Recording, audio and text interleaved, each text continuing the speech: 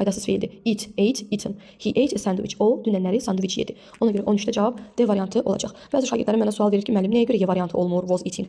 Was eating keçmiş davam edici zamandır. Keçmiş davam edici zaman olmaq üçün cümlə belə olmalı idi. Məsələn, o dünən saat 3-də sandviç yeyirdi. O dünən bütün günü sandviç yeyib və s. Yesterday adi keçmiş zamanın, yəni sadə keçmiş zamanın zaman göstəricisidir. Davam edici zamanın göstəricisi deyil. Ona görə 13-də cavabı biz D variantı seçməliyik. 14-də davam edirəm. Incorrect, yəni yanlış variantı istəyir. Deməli, A, B, D, Y variantındakı sözlər. Deməli, indiki sadə zamanın zaman zərfləridir və biz bunu kitabda keçmişik, oxumuşuq. Usually, never, often, always, sometimes, ever. Bunlar mübtəda ilə xəbərin arasında gəlir. Yəni, she-dən traveled-ın ortasında gələ bilər. Amma every summer, every month, every year, every week və yaxud da ki, last month, last year və yaxud da ki, gələcək zaman zərfləri olan bu sözlər cümlə ya ən sonunda, ya ən başında gəlir. Ona görə 14-də cavab C variantı olacaq. 15-ə baxıram. We the concert when it began to rain. Deməli, biz gedirdik konsertə nə vaxt ki, yağış başladı. Begin sözü başlamaq deməkdir. Began başladı. Yəni, beginin keçmiş zamanıdır. Begin, began, begun. Deməli, began başladı deməkdir. Yəni, keçmiş zamandır. Keçmiş zamandırsa, sağ tərəfimiz keçmiş zamandırsa, təbii ki, biz sol tərəfə də keçmiş zaman seçməliyik. Ona görə 15-də B variantı və C variantını avtomatik əldə edirik. Çünki bunlar indiki zamanlara aiddir. Yerdə qalan variantlara baxıram. A-ya, D-yə və Y-yə. V-dən biz bilirik ki, were olur, was olmur. Ona görə D variantı da çıxdı. Y variantında isə were go yazıb. Were go deyə bir zaman forması yoxdur. Were going keçmiş davam edici zaman formasıdır. Ona görə 15-də cavab A variantı olacaq.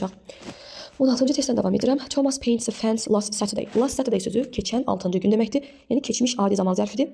Paint sözü isə rəngləmək deməkdir. Yəni feildir. Cümlədə feil var. Feilə sual verərkən do-dan, does-dan, did-dən istifadə edirik. İndiki zamandırsa do, does, keçmiş zamandırsa did. Ona görə 16-da cavab D variantı olacaq. Bəzi şagirdlərim mənə sual verəcək ki, müəllim, nəyə görə was və were işlədə bilmirik bu cümlədə? Yenidən deyirəm. Cümlədə feil varsa, bu zaman biz was, were, əmizar işlədə bilmirik. Cümlədə feil varsa, bunların sualını do, does, did-dən veririk. İndiki sadə zamandırsa do, does, keçmiş zamandırsa did. Deyir Thomas keçən həftə sonu hasarı rənglədi. Paint sözü boyamaq, rəngləmək. Yəni feildir. Ona görə də cavabı C variantı seçirik. 17-dən davam edirəm. Üzr sayın. 17-dən davam edirəm. Düzgün cavabı seçməliyik. What was she reading? O nə oxuyurdu? She was reading a novel. O novel oxuyurdu. 17-də A düzgündür. B-yə baxıram. When was he sleeping? When was he sleeping? O nə vaxt yatırdı? Bu da deyir ki, yox, o yatmırdı. Belə bir şey ola bilməz. Baxın, sual verirəm ki, sən nə vaxt məktəbə gedirsən? Deyir ki, yox, mən getmirəm. Mən soruşmuram ki, indi gedirsən ya getmirsən. Deyirəm, nə vaxt? When nə vaxt deməkdir? When was he sleeping? O nə vaxt yatırdı? Bu da deyir ki, yox, o yatmırdı. Bu cavab verməlidir ki, yatırdı, yatmırdı, ya hə, ya yox. Belə cavab verməlidir. No, he wasn't sleeping ya da yes, he was sleeping. Belə olmalıydı. Ona görə B səhvdir. C-yə baxıram.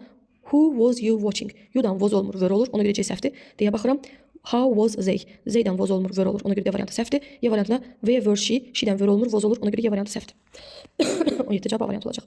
18-ə baxıram. A sport where people jump into waters from height. İdman növü haradakı insanlar hündürlükdən suya hoppanırlar. Bu da nədir? Dalış. Dalış da nədir? Diving. 18-də cavab D variantı olacaq. 12, 2, 4, 13D, 14C, 15A, 16C, 17